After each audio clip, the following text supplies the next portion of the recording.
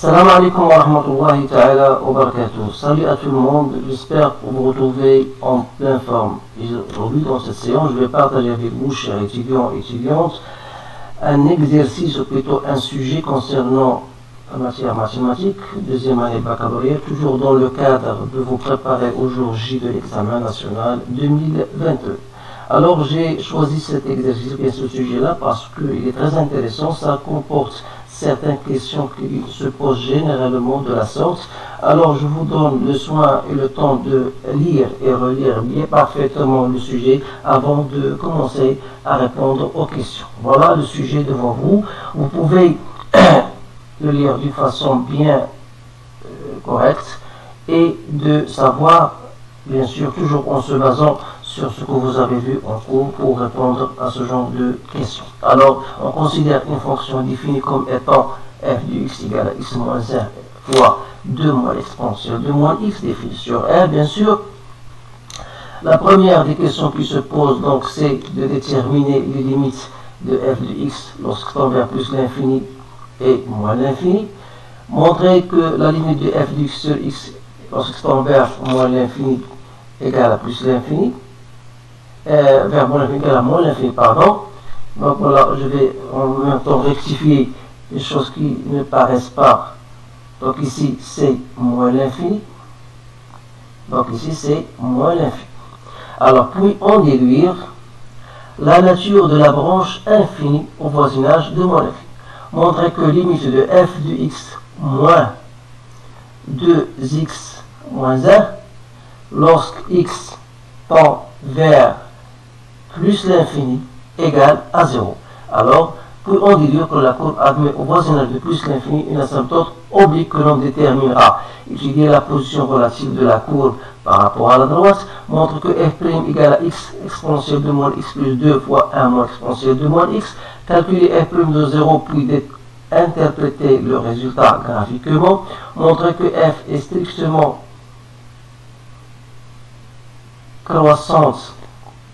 décroissante sur moins l'infini 0 et strictement croissante sur 0 plus l'infini.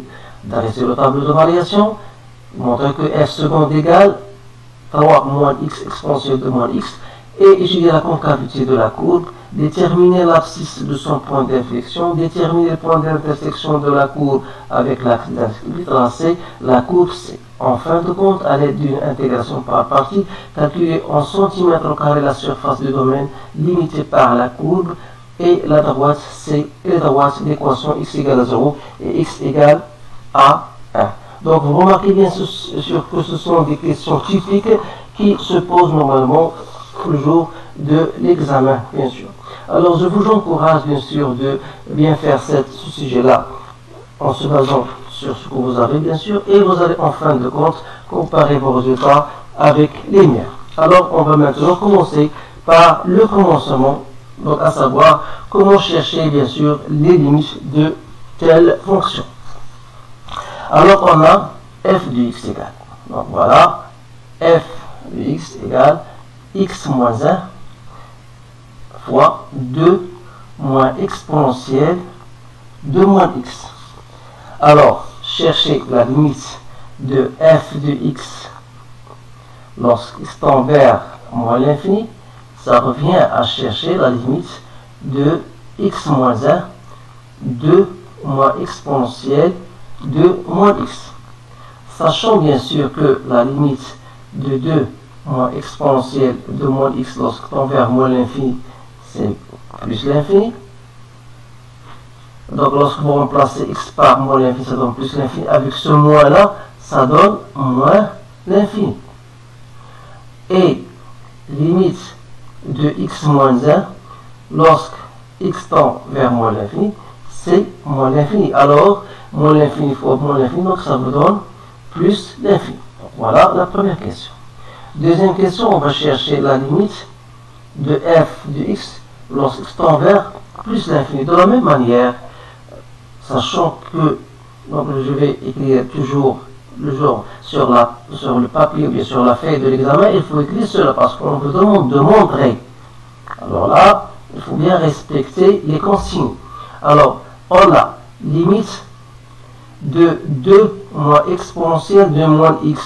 Lorsque x tend vers moins l'infini, plus l'infini, là, donc l'exponentielle de moins l'infini, c'est 0, donc ça reste 2. Et limite de x moins 1, lorsque x tend vers plus l'infini, c'est plus l'infini. Alors, plus l'infini fois 2, c'est plus l'infini. Donc voilà, c'est plus l'infini. Ça, c'est pour la première question.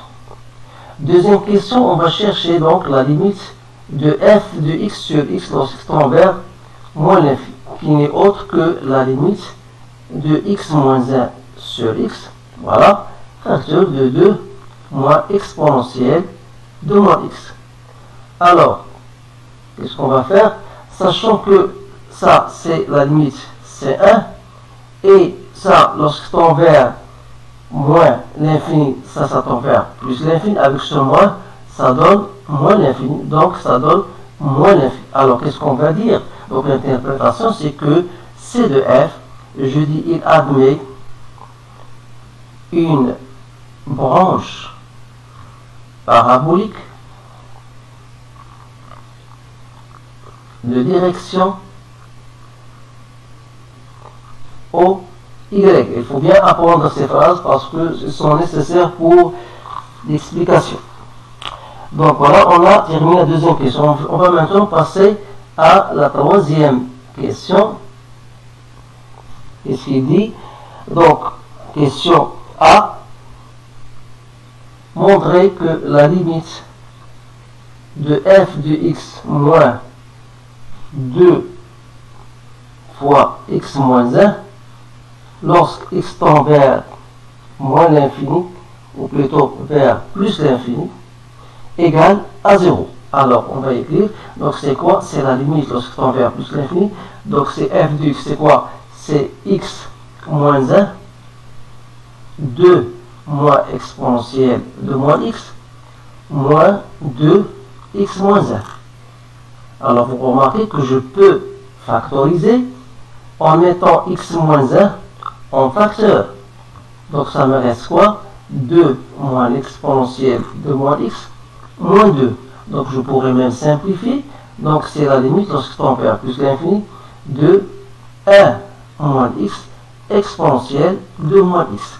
Alors, je sais que lorsque x tend vers plus l'infini, donc ça, c'est quoi? C'est la limite lorsque tend vers plus l'infini de l'exponentielle de moins x moins x exponentielle de moins x. Alors, bien sûr, vous savez ça dans votre cours.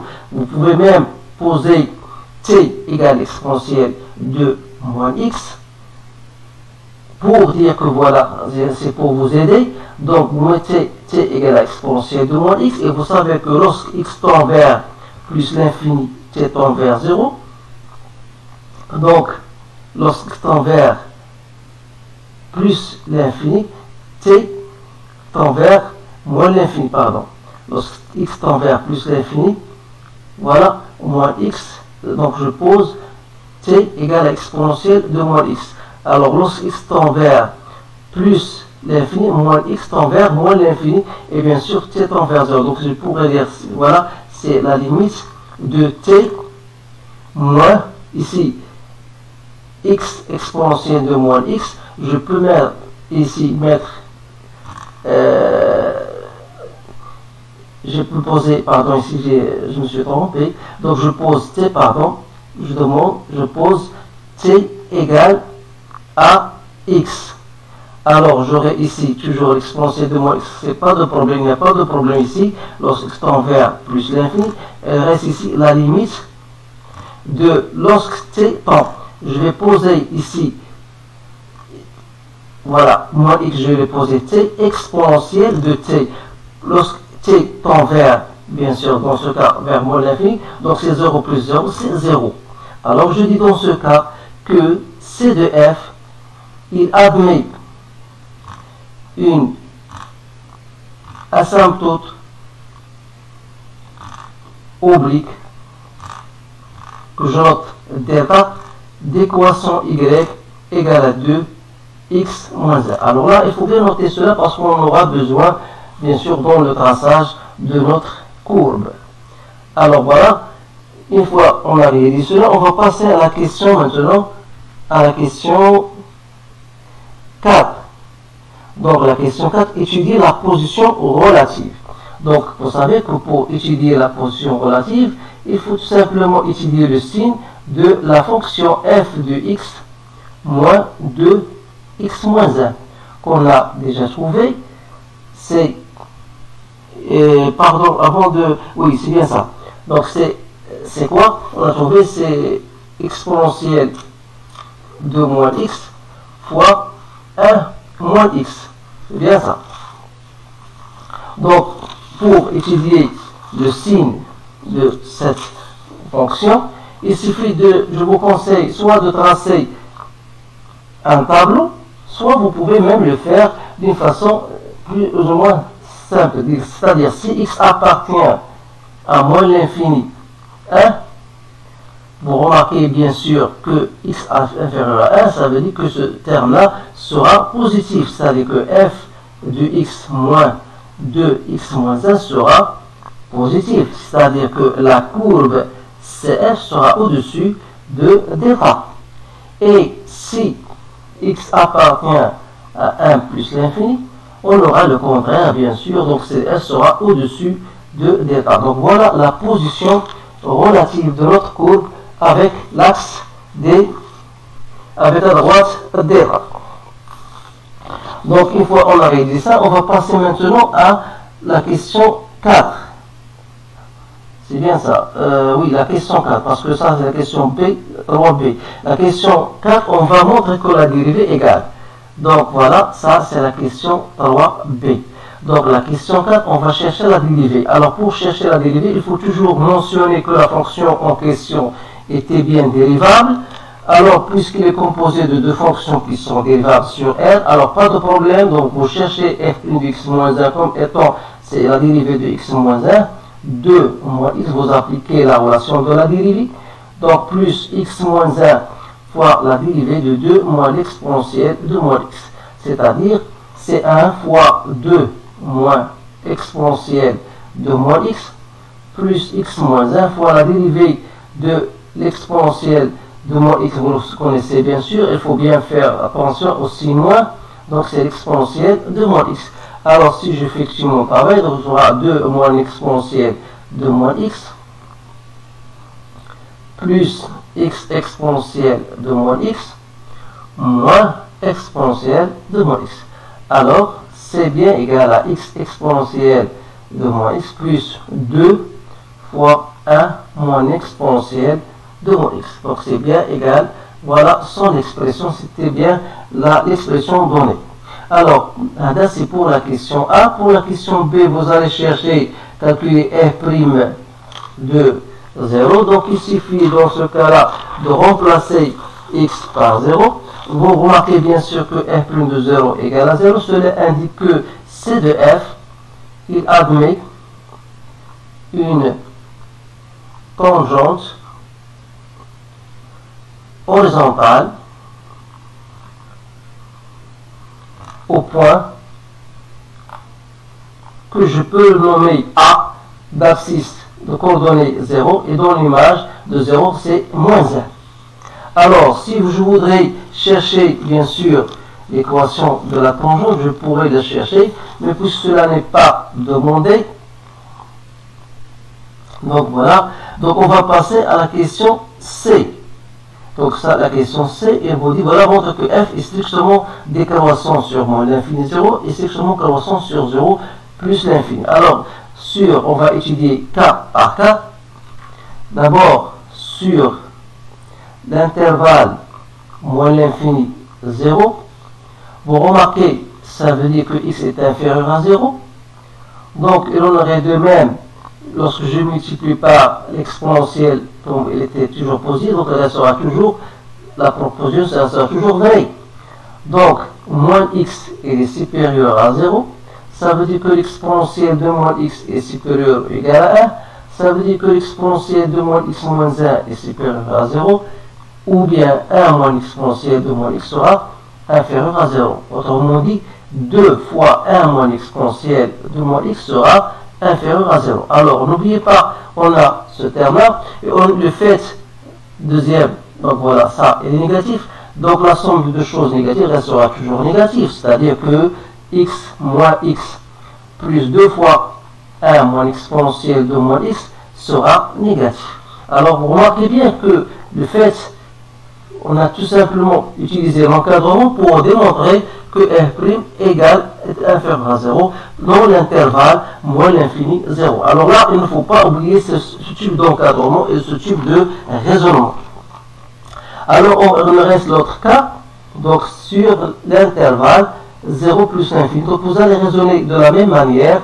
Donc, vous avez x positif, ça veut dire moins x est négatif, c'est-à-dire que vous aurez dans ce cas x exponentielle de moins x est positif, et vous aurez 2 fois 1 moins l'exponentielle de moins x est positif, c'est-à-dire que f' de x est bien positif, ce qui prouve que f est croissante sur l'intervalle 0 plus l'infini. Alors que dans le premier cas, f est décroissante sur l'intervalle moins l'infini 0.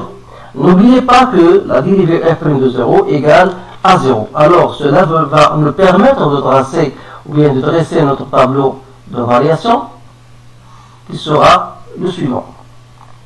Donc moins l'infini plus l'infini. Donc vous avez ici 0. Donc vous avez f' de x, f de x. Donc voilà, dérivée est s'annule ici. Donc vous avez une demi-tangente horizontale. On a trouvé moins plus.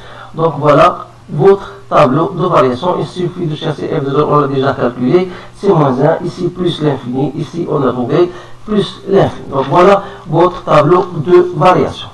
Cinquième question. Donc cinquième question, on vous dit voilà, on va chercher f seconde. Alors ça c'est tout simplement pour étudier la concavité et pour étudier s'il s'agit d'un point d'inflexion qu'on peut déterminer.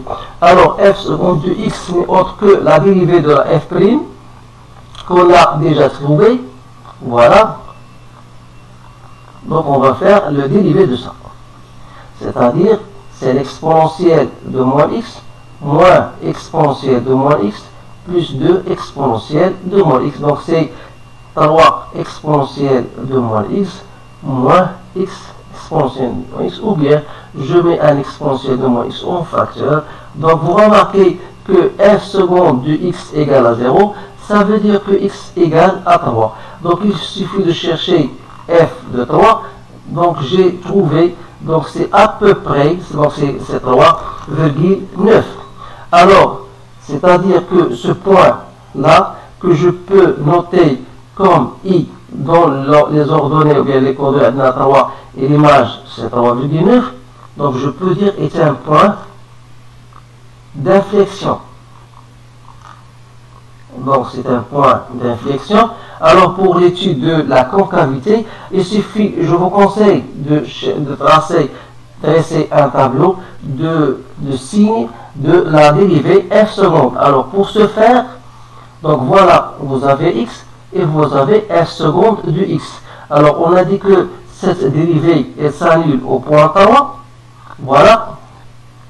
Alors c'est très facile d'après le signe de parce que le signe de f seconde n'est autre que le signe de 3 moins x. Alors ici elle va prendre le signe moins, ici on va prendre le signe plus. Alors f seconde ici il est positif, ça veut dire qu'il aura cette allure, donc il est concave, convexe, ici on aura concave. Je pense voilà la concavité de la fonction.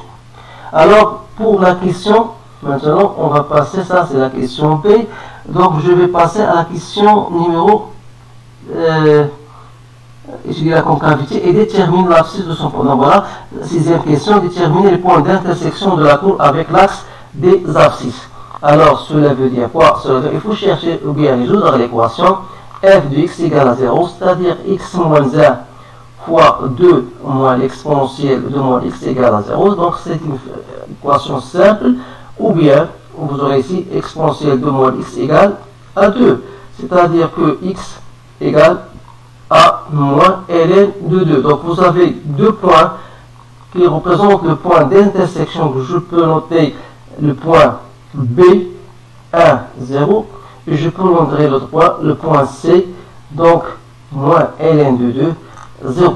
Alors voilà les deux points d'intersection. Donc vous avez deux points d'intersection et vous avez bien sûr un point d'inflexion. Donc il suffit de maintenant de tracer votre courbe. Donc je l'ai tracé déjà, mais le traçage n'est pas tout à fait facile. Seulement ici je vais vous le dire maintenant parce que j'ai pas tenu compte de l'unité qui était 2 cm. Alors là, je vous le conseille, c'est un ordre, donc il faut prendre I égale à J, la norme égale à 2 cm. Alors moi, j'ai pas respecté ce 1 cm, mais vous, je vous le dis dès maintenant, il faut prendre cette unité comme étant 2 cm. Alors là, je vous donne tout simplement, grosso modo, l'allure de la courbe. N'oubliez pas que vous avez ici un point d'inflexion, donc changement de la concavité, et vous savez que la courbe doit rencontrer ici en un point que je note. On a dit le point B, je pense, ou bien noté le point B, et on a dit que le point C. Voilà le point C. Donc on a deux points et on a un point d'inflexion. Alors, la courbe est salue au point 0, donc on a une demi-tangente au point moins 1. Donc voilà l'allure de votre courbe.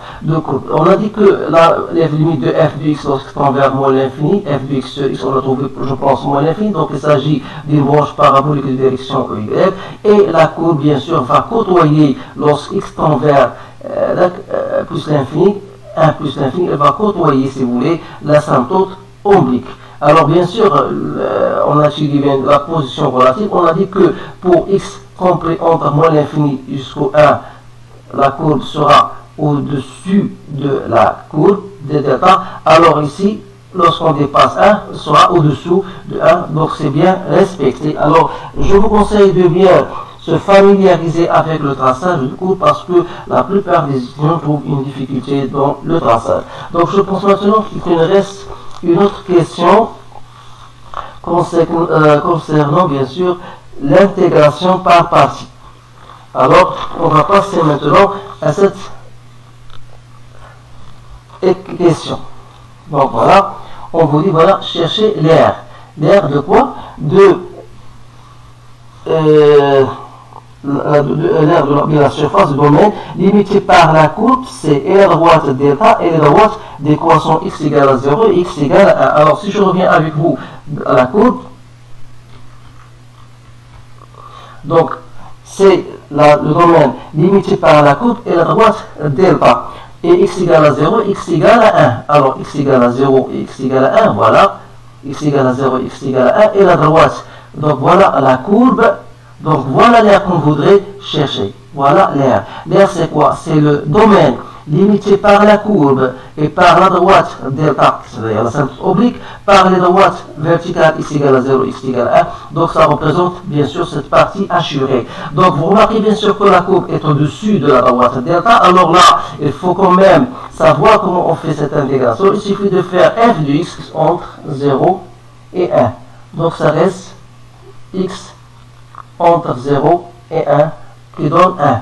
Donc l'air n'est autre que 1 fois l'unité d'air, c'est-à-dire 2 au carré, donc c'est 4 cm au carré. Donc j'espère que ce résultat est bien correct. S'il y a une erreur, je vous demande pardon. Alors voilà, on a fini donc ce sujet-là. C'est un sujet très intéressant. Essayez de le faire et de le partager avec vos collègues pour que tout le monde puisse bien sûr comprendre. Je vous remercie encore une autre fois et je vous souhaite une bonne chance et je vous dis à bientôt.